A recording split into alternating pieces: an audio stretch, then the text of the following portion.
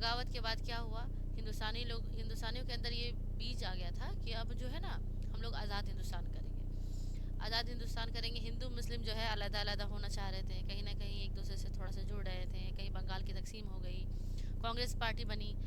तो हर तरफ क्या हो रहा था, मुल्क को आज़ाद करने का सिलसिला शुरू हो चुका था। उसके बाद से मुल्क में दो बड़ी कौम बन गई थी। एक तरफ जो थे, जैसे ही 1905 में पार्टीशन ऑफ बंगाल हुआ, तो उसके बाद क्या किया गया ना, कि पार्टीशन के बाद हिंदुस्तानियों में ये फूट बैठ गई थी। कुछ लोग बोल रहे थे हमको अलग मुसलमानों का देश चाहिए। असल में हुआ क्या, 1905 में जब पार्टीशन हुई तो ज़्यादातर लोग मुसलमान जो लोग थे वो मशरकी बांग्लादेश जो है, अभी बांग्लादेश अभी का, वो मशरकी बंगाल के नाम से था, तो मशरक में चले गए। और जो मगरबी बंगाल में थे वो पढ़े लिखे लोग, राम मोहन राय ये लोग थे। तो इन लोगों का मानना था हम लोग क्या करेंगे ना, कि ऐसा कुछ क्राइटेरिया बनाएंगे कि हिंदुस्तान में मिल के ही रहे।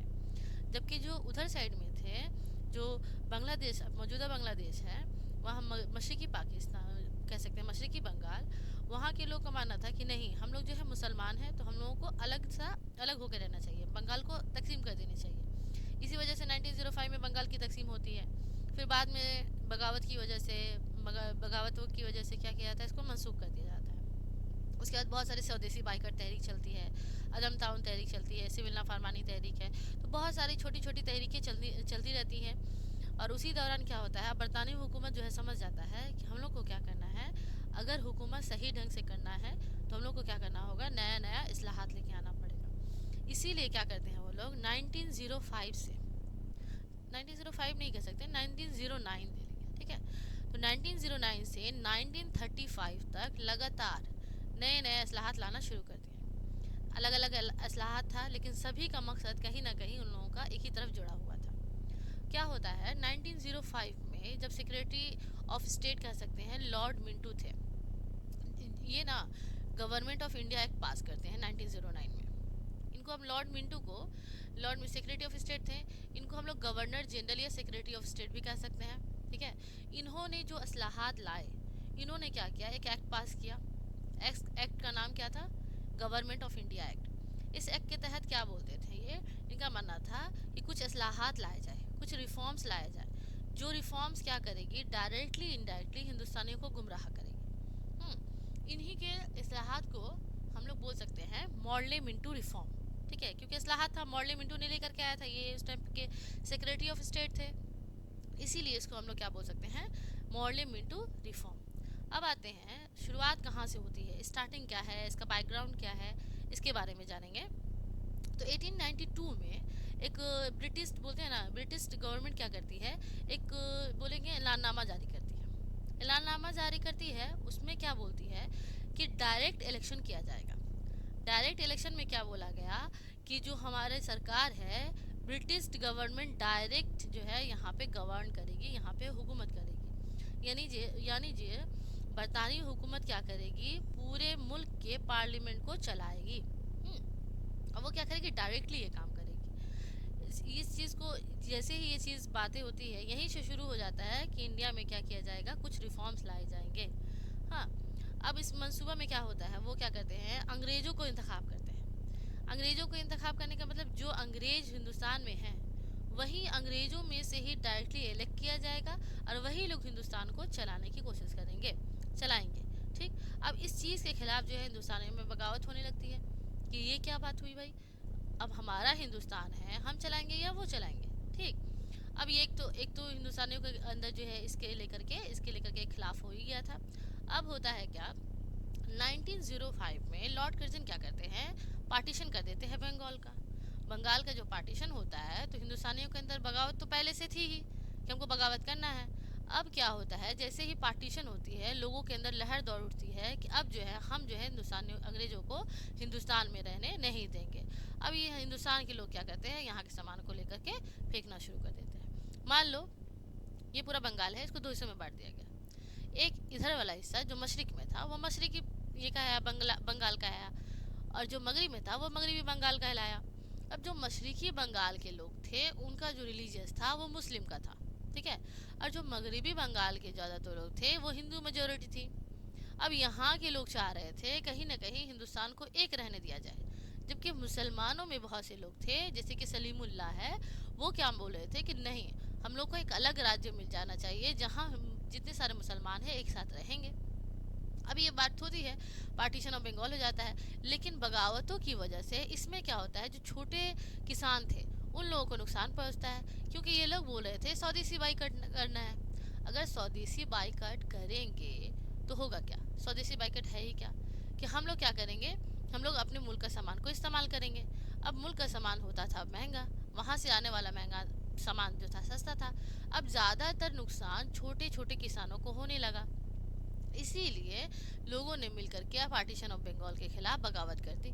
ठीक है, अब क्या हुआ, पूरे देश भर में नेशनल रिवॉल्ट शुरू हो गया, कि पूरे देश में क्या होगा, एक बगावत सी फैल गई।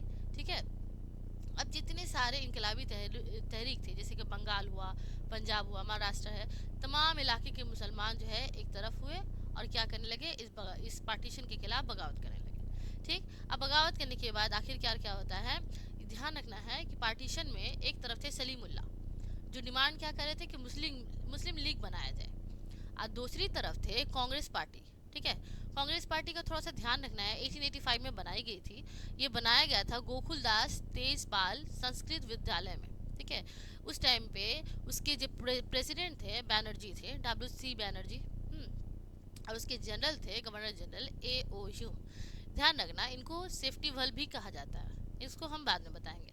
ठीक है, तो अब क्या होता है, एक तरफ थे सलीमुल्लाह जो डिमांड कर रहे थे कि मुस्लिम लीग बननी चाहिए, एक तरफ थी कांग्रेस पार्टी जो कांग्रेस पार्टी कह रही थी कि अभी देखो पार्टीशन हुआ है, आज़ादी चल रही है, तो ये लोग जो है ना नरमी से बात करेंगे, नरमी से बात कर रहे थे, आज़ादी हम लोगों को चाहिए। ठीक है, तो अब क्या होता है, दोनों तरफ यही डिमांड हो रहा था कि हम लोग को, ये लोग बोल रहे थे कि हमको मुस्लिम लीग बनाना है, ये लोग बोल रहे थे कि नहीं, हम लोग जो है एक साथ मिलकर के रहेंगे। तो ये तमाम चीज़ें थी जिसकी वजह से कहीं ना कहीं 1909 का गवर्नमेंट ऑफ इंडिया एक्ट पास किया गया। अब जो है कुछ खास खास फीचर है, उस फीचर को हम लोग थोड़ा सा देखेंगे। तो क्या क्या फीचर्स थी, पहला फीचर्स याद रखना है, शॉर्ट में ही नोट्स बनाना है, ज़्यादा लॉन्ग नहीं करना है। ठीक, अब तो पहला फीचर क्या था, इसमें क्या बोला गया कि यहाँ पे सेंट्रल लेजिस्लेटिव काउंसिल बनाई जाएगी। गवर्नमेंट ऑफ ब्रिटिश गवर्नमेंट ने क्या कहा, यहाँ पे क्या किया जाएगा कि सेंट्रल काउंसिल ऑफ लेजिस्लेटिव बनाई जाएगी, जिसमें टोटल जो है 16 मेंबर थे, उसको बढ़ा करके 60 कर दिया जाएगा। अब जो है इसमें जो 60 मेंबर होंगे, इसमें भी डिवीजन था। ठीक है, 60 मेंबर में से 33 मेंबर जो थे वो नामजद किए जाएंगे, 23 मेंबर जो होंगे वो डायरेक्ट इलेक्ट किए जाएंगे। तो इसी तरह से इसको डिवाइड करके बाकी जो बच जाता है, उसमें जमींदार हो गए, उसमें जो है ताजिर हो गए, उसमें काउंसिल के लोग हो गए, सब मिल करके 60 मेंबर होंगे।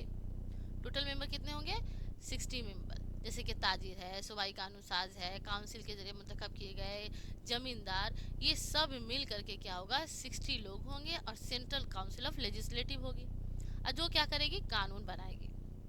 दूसरा एक और इम्पोर्टेंट खासियत क्या था कि जैसे कि बंगाल, बिहार, उड़ीसा, उत्तर प्रदेश, मद्रास, इन तमाम इलाकों से मेंबर लिए जाएंगे, काउंसिल ऑफ मेंबर्स लिए जाएंगे।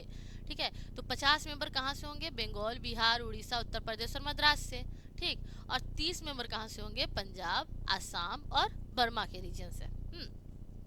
उसके बाद तीसरा इंपॉर्टेंट फीचर क्या है कि इसमें बोला गया कि सेपरेट वोट सिस्टम दिया जाएगा, किसके लिए, मुस्लिम के लिए। ये कहीं ना कहीं देखा जा रहा था, पार्टीशन करने की बात की जा रही थी, फूट डालो और हुकूमत करो। तो मुस्लिम लोगों के लिए क्या किया गया कि सेपरेट ये किया गया कि वोट फॉर मुस्लिम होगा, यानी कि मुसलमान जो होंगे वो अलग तरह से ये क्या करेंगे, वोट देंगे। चौथा इंपॉर्टेंट बात क्या थी इसमें, चौथी इंपॉर्टेंट बात थी, इंक्रीज कर दिया जाएगा ऑफिसर्स ऑफ लेजिस्लेटिव काउंसिल। जो लेजिस्लेटिव काउंसिल है उसमें अफसरों की तादाद को क्या किया जाएगा, इजाफा कर दिया जाएगा। इसमें भी बहस व मुहावसा होता है कि क्या किया जाए, बढ़ाया जाए, सदर का इंतखाब कैसे होगा, ज़्यादातर इख्तियारात किसके हवाले किए जाएंगे, सदर को होगा या नहीं होगा, ये सारी बातें होती हैं। एक और इम्पॉर्टेंट फीचर्स इसका ये है कि बंगाल, मुंबई और मद्रास, इन तीनों को प्रेसिडेंसी बनाया जाएगा। ठीक है, और हर एक से प्रेसिडेंसी से एक एक मेंबर होगा, और टोटल मेंबर अगर देखा जाए तो इसमें 4 लिए जाएंगे। ठीक है। पहले क्या था, पहले 2 मेंबर थे, अब क्या किया गया, बढ़ा करके इसको 4 कर दिया गया। ठीक, एक और खास बातें थी इसमें, इसमें क्या बोला गया, बैन कर दिया जाएगा पॉलिटिकल कटप्रिट को। कटप्रिट बोलते हैं मुजरिमों को, जो सियासी मुजरिम है, जो मुजरिम है उन लोगों को पाबंदी कर दी जाएगी, वो लोग जो है अलहदा रहेंगे, उन लोगों को इसमें शामिल नहीं किया जाएगा, काउंसिल में वो लोग नहीं किया करेंगे। तो ये तमाम बातें क्या है, कुछ फीचर्स थी, किसकी फीचर्स थी, 1909 का मॉडले मिंटो रिफॉर्म। तो क्या क्या बताएं, मॉडले मिंटो रिफॉर्म जो है लाया गया मॉडले मिंटो के टाइम पे। ये क्या थे, सेक्रेटरी ऑफ स्टेट थे, इन्हें गवर्नर जनरल या सेक्रेटरी ऑफ स्टेट भी कहा जाता है। अच्छा, इन्हें इनके लाए गए इस्लाहात की वजह से इन्हें क्या कहा जाता है, मॉडले मिंटो रिफॉर्म। अब इसकी शुरुआत कब होती है, 1892 में। जो जो इम्पोर्टेंट था बस हम उसी चीज़ों को लिए हैं, क्योंकि अगर डिटेल में जाएंगे तो बहुत सारा डिटेल है, तो ह्यूज नंबर ऑफ डिटेल्स को हम लोग कैरी नहीं कर पाएंगे, एग्जाम है, इसीलिए हम क्या किए, इसको शॉर्ट में बनाए हैं। 1892 में क्या किया गया, ब्रिटिश गवर्नमेंट जो है ना ऐलान करती है कि डायरेक्ट इलेक्शन किया जाएगा, जिससे हिंदुस्तानियों के अंदर जो है इसके खिलाफ बगावत करने बैठ जाते हैं लोग। 1905 के में जब पार्टीशन ऑफ बंगाल की बात होती है, उस वक्त भी हिंदुस्तानियों के अंदर ये ख्याल आ जाता है कि अब जो है हिंदुस्तानियों को एक होना चाहिए, आज़ाद होना चाहिए। यहाँ पार्टीशन ऑफ जब बंगाल होता है, उसी टाइम में partition of Indian national Congress हो जाता है, यानी कि जो नेशनल कांग्रेस बनाई गई थी गोकुलदास तेजपाल संस्कृत कॉलेज विद्यालय में, उसको क्या किया गया, 2 हिस्सों में बांट दिया गया। कब बना था, 1885 में। यहाँ से क्वेश्चन आ सकता है। ठीक, पार्टीशन किया गया, एक तरफ सलीमुल्लाह थे, दूसरी तरफ कांग्रेस पार्टी के मेंबरान। इनका मानना था कि मुस्लिम लीग बनाई जाए, इनका मानना था कि बंगाल को एक राज्य बनाना चाहिए, बंगाल जो है एक राज्य रहेगा, अलग अलग नहीं होगा, पार्टीशन नहीं होगा। अब कुछ फीचर्स थी इसमें, फीचर्स हम बता चुके हैं, फीचर्स बहुत इंपॉर्टेंट है। पहला फीचर क्या है, यहाँ पे सेंट्रल लेजिस्लेटिव काउंसिल बनाई जाएगी, जिसके मेंबर को बढ़ा करके 16 से 60 कर दिया गया। उसके बाद दूसरा क्या बोला गया कि इसमें जो मेंबर्स ऑफ काउंसिल होंगे उसको 2 हिस्सों में बांटा जाएगा, एक 50 और एक तरफ 30। 50 में से बंगाल, बिहार, उड़ीसा, उत्तर प्रदेश, मद्रास, इन तमाम इलाकों से लिए जाएंगे। और दूसरी तरफ क्या बोला गया, पंजाब, असम और बर्मा के रीजन से 30 मेंबरों को लिया जाएगा काउंसिल में। तीसरा बात क्या बोला गया, सेपरेट किया गया वोट फॉर मुस्लिम। चौथा क्या बोला गया, इंक्रीज किया जाएगा ऑफिसर्स, कहाँ, लेजिस्लेटिव काउंसिल में। पांचवा क्या बोला गया, बंगाल, बिहार, उड़ीसा में अलग प्रेसिडेंसी निज़ाम कायम किया जाएगा, प्रेसिडेंसी निज़ाम। ठीक है। और छठा इंपॉर्टेंट चीज़ क्या बोला गया कि यहाँ पे बैन कर दिया जाएगा, जो पॉलिटिकल कल्प्रिट मुजरिम है उन लोगों को यहाँ वोट लड़ने की इजाज़त नहीं दी जाएगी। ये सब क्या हुई, ये सब क्या थी, इसकी खूबियाँ थी। लेकिन इसमें क्या बहुत सारी खामियां भी थी। खामियां क्या हो सकती हैं, इसमें खामियां क्या दिखा जाएगा, जैसे बोला गया कि मॉडले मिंटो ने क्या बोला, एक जिम्मेदार हुकूमत कायम की जाए। ठीक है, लेकिन ऐसा तो पॉसिबिलिटी है ही नहीं, ये तो नामुमकिन वाली बातें हैं, बोले जिम्मेदारी से काम तो करेंगे नहीं। उसके बाद क्या बोला गया था कि जो भी अफराद मुंतखब किए जाएंगे वो लोग गैर सियासी हो, वो लोग मुजरिम ना हो, तो ये पॉसिबिलिटी नहीं थी। साथ ही साथ मुसलमानों के लिए जो है अलग बोला गया था वोटिंग सिस्टम होगा, जबकि ऐसा बिल्कुल भी नहीं था, हालांकि पार्टीशन, हिंदुस्तान की पार्टीशन तो हुई नहीं थी। ठीक है। और एक चीज़ बोला गया था कि जो इंतखाब में हिस्सा लेंगे वो लोग जो है मुजरिम नहीं होने चाहिए, उन पे पाबंदी की जाएगी। और दूसरी तरफ क्या बोला गया कि हुकूमत जो है, गवर्नमेंट क्या करेगी, उन लोगों को परमिशन देगी, तभी जाकर के वो लोग जो है वोट में, काउंसिल में उठ सकते हैं। तो कहीं ना कहीं वो लोग इंट्राडिक्टरी बात कर रहे हैं, कंट्राडिक्ट कर रहे हैं इसी बात को, जो वो बोल रहे हैं उसी को नकार रहे हैं। इसीलिए क्या होता है, इसके खिलाफ जो है बगावतें होने लगती हैं, और उसके बाद से 1919 का गवर्नमेंट ऑफ इंडिया एक्ट पास होता है। ठीक है, चलो आज के लिए इतना ही, और दूसरा नेक्स्ट, इसके बाद से नेक्स्ट वीडियो में आएगा। छोटा छोटा वीडियो बना रहे हैं ताकि देखने में दिल लगता रहे।